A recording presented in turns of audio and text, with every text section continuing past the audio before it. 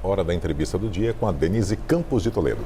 E nós vamos falar agora do acordo entre Estados Unidos e China. Eu estou com o Marcelo Suano, que é cientista político e analista de relações internacionais. Professor Marcelo Suano, boa noite, obrigada pela presença.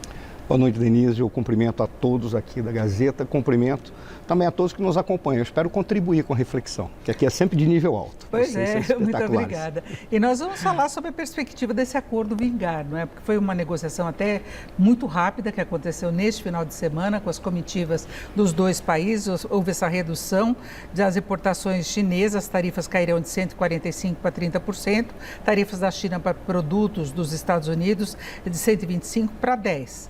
Mas nem tudo entra nesse pacote, ele não é permanente, são 90 dias, vão ocorrer novas negociações.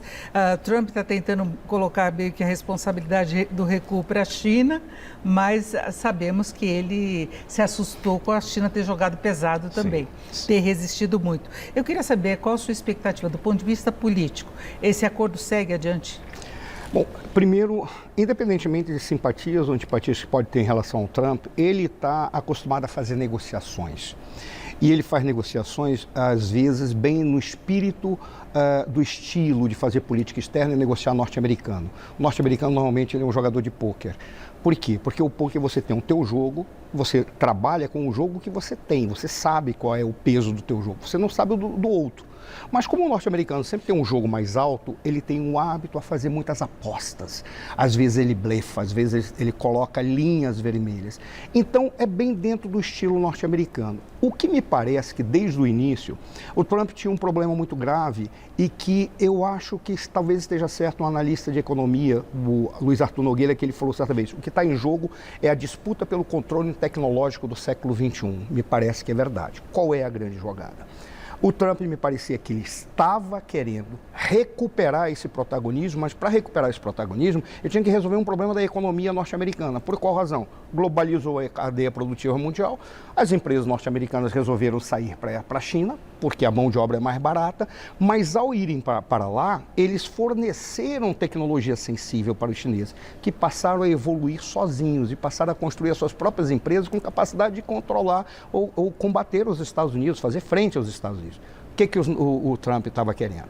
Me parece que dentro desse espírito de jogador de pôquer, ele deve ter pensado o seguinte: eu vou começar a pressionar e fazer blefes. Vamos ver até onde ele vai, o chinês vai. Só que os chineses foram apostando. Mas qual é a conclusão que eles chegaram? Primeiro, eles iam criar um caos na economia mundial. E muito provavelmente ambos perderiam. Para a economia dos Estados Unidos também. Porque tem um fato, né? Se ele aumenta a tarifa, não apenas com a China, mas como ele está aumentando para o mundo, o risco de ter um aumento da inflação dos Estados Unidos é muito grande. E os Estados Unidos vivem um regime democrático. Qual é a grande questão? Se a inflação tocar no povo, simplesmente ele perde a base. E ele pode perder a base de uma maneira muito drástica, muito grave. E ele os não pode brigar. Também. Sim, ele perde a base, perde os empresários e perde a classe trabalhadora que apostou no retorno dos empregos. Porque ele recebeu muito voto da classe trabalhadora. Já os chineses, eles têm um outro problema. Por quê? Porque eles precisam exportar os bens deles para o mundo, não para o mercado interno. Só que eles têm uma vantagem, é um regime menos democrático. Por ser menos democrático, é mais fácil de controlar. O que isso significa? Jogar com o fator tempo poderia ser mais favorável aos chineses. Por isso o Trump estava meio angustiado quando ele viu os chineses apostando. Então vamos chegar lá. Conclusão que eles chegaram, vamos negociar. E teve uma influência muito grande do secretário do Tesouro, o Bessent. Ele destacou antes que a situação era insustentável. Ele já disse isso há umas 2 semanas. Ele falou que, na verdade, as condições que os dois países estavam trabalhando era uma situação de embargo. Sim, o comércio travou. Eles deixaram de realizar cerca de 600 bilhões de dólares no comércio bilateral. Não é pouca coisa. É muita coisa. Por quê? Porque não representa apenas os 600 bilhões de dólares. Representa os 600 bilhões, a dinamização da economia a partir desses 600 bilhões e uma cadeia produtiva, uma cadeia de comércio, uma cadeia industrial que pode quebrar. Porque é simples. A gente imagina que, não, tudo bem, eu não vendo por 3 meses. Não é assim que funciona. De repente, 2 meses é o máximo que uma empresa aguenta. Suponhamos que eles ficassem 4, 5 meses assim, trabalhando. Poderia ter uma quebradeira. E eles poderiam interferir na cadeia produtiva mundial, que é o que já estava acontecendo. Aí tem uma jogada. O embargo, eu diria assim... o Trump e o Xi Jinping, eles estavam barganhando. Qual é a diferença entre barganhar e negociar? Aquele que barganha, qual é o preço de algo? Ele diz, 50, te dou 10, o outro, não, quero 40. Aí fica para ver quem chega a um determinado ponto. A negociação é diferente. Você olha para aquilo que o outro está pedindo e diz o quanto máximo que você pode pagar. E a compensação se faz distribuindo com outros negócios. É o que parece que eles querem fazer. Se chega esse 30% aos 10%. Então, na sua avaliação, nesse contexto que nós temos até agora, o acordo pode seguir adiante? Eu diria que é necessário que ele siga adiante. E o Trump sabe disso. Seria o bom senso. Seria o bom senso mesmo, porque, como eu falei, no fator tempo, os chineses têm a vantagem, porque eles podem recrudescer e eles têm o maior controle da sociedade. Já nos Estados Unidos, o controle da sociedade é mais difícil. De popularidade e de eleições. Exatamente, porque lá a popularidade pode impactar e pode impactar diretamente, por exemplo, nas eleições que vão ter daqui a um ano, porque daqui a um ano você renova o Congresso. E o mercado tem relevância, Sim. mesmo que se coloque aí em segundo plano, os presidentes, dirigentes tentem falar que o mercado não importa, importa sim, porque isso implica em alta dos juros, que vai na contramão, por exemplo, do que Trump queria, saída de investimentos do país, o dólar perdeu força, então teve consequências concretas de o mercado não estar gostando das ações dele. Exato. E Denise, aquilo que eu falei no início, o controle, controle tecnológico para o século XXI, isso é muito grave. Por quê? Porque à medida que os chineses avançaram e passaram a receber empresas do mundo inteiro lá no seu território, com uma condição, a produção lá não é para a produção da população chinesa, é para exportar para global. o mundo. E aí, quando você olha, você diz assim, mas nós passamos tecnologias sensíveis, significa o quê? Se eles não refreassem um pouco, a China ia avançar a um ponto que a tecnologia mundial ia ficar nas suas mãos. 2 pontos. Exemplo, a gente aqui está discutindo 5G. A China já está trabalhando com 6G, não está ainda no mercado, mas já estão trabalhando e já tem o controle. Coreia, Japão, eu tenho a impressão que o Reino Unido também estão trabalhando nisso. Os Estados Unidos ainda está patinando. Esse é o primeiro ponto. Desculpe interrompê-lo, mas é que nós temos outros temas também.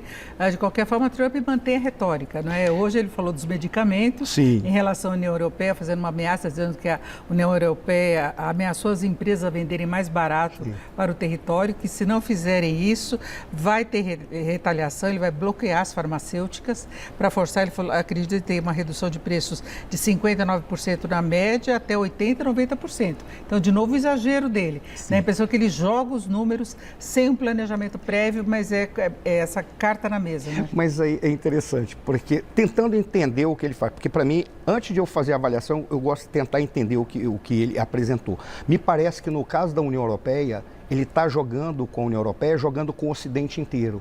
Ele está praticamente dizendo assim, eu vou tratar vocês como eu trato todos, por uma razão muito simples. Vocês têm que entender que são o Ocidente e têm que estar ao meu lado. Pode ver que a União Europeia recuou muito antes da China. Os chineses falaram, não tem problema, são 5.000 anos de história. A gente vai resistir até o final. Até pelas condições internas deles. Né? E ele está fazendo para esse recuo da União. A União Europeia recuou e ele vai e bate na União Europeia. Praticamente ele está dizendo, assumam ser Ocidentes e como tal, o adversário de vocês não sou eu, mas ele, de certa forma, acaba trabalhando como se fosse o adversário. Mas ele tenta apontar, o adversário é a China, não sou eu, então nós temos que trabalhar juntos. Se nós não trabalharmos juntos, nós somos a maior economia mundial. Somos os responsáveis por 1/3 dessa economia e a mobilização da economia global. Então, eu vou tratá-los assim, ou vocês recuam ou vão ficar a reboque da China. E aí vocês têm que escolher, é quase uma jogada nesses termos. Mas não vai ser uma situação tão pesada como ele tentou delinear de começo. Desculpa, eu não ouvi. Não vai ser tão pesado. Não vai ser tão pesado. Aquele dia da libertação, aquele quadradinho lá, porque a Europa está recuando. A Europa deu uma recuada. A Europa entendeu, por exemplo, algumas coisas. Já negociou com o Reino Unido, por exemplo. Sim. E olha, quer ver uma coisa curiosa? Ele negociou com Putin para resolver o problema da Ucrânia. Por quê? Porque ele sabe que geopolítica e geoestrategicamente o problema maior para o Ocidente é Israel. Então ele está dizendo, eu não tenho mais condição de colocar 90 bilhões de dólares na Ucrânia. vamos ceder uma parte do território para a Rússia, mas nós vamos fazer um investimento na Ucrânia, para a Ucrânia enriquecer e eu controlar as terras raras na Ucrânia. Interesse dos Estados Unidos. Interesse primeiro. dos Estados Unidos. Agora até Putin propôs essa negociação, pode ocorrer nesta semana, um acordo sem ideias preconcebidas, segundo Putin. Vamos ver se isso acontece. Agora, dos Estados Unidos, para fecharmos, é isso. Então, é acompanhar agora a evolução desse acordo. Eu diria que a maior probabilidade, Denise, é de que sim dê continuidade ao acordo, exatamente porque o Trump sabe que há um limite e o fator tempo trabalha contra ele, porque senão ele acaba perdendo o controle da sociedade americana. Perfeito, eu agradeço muito as análises e a presença de Marcelo Suano, que é cientista político e analista de relações internacionais. Muito obrigado, uma boa noite. Eu que agradeço, Denise. Para mim é sempre um prazer vir aqui. Meus cumprimentos a todos. Espero ter contribuído. Obrigada. Com vocês.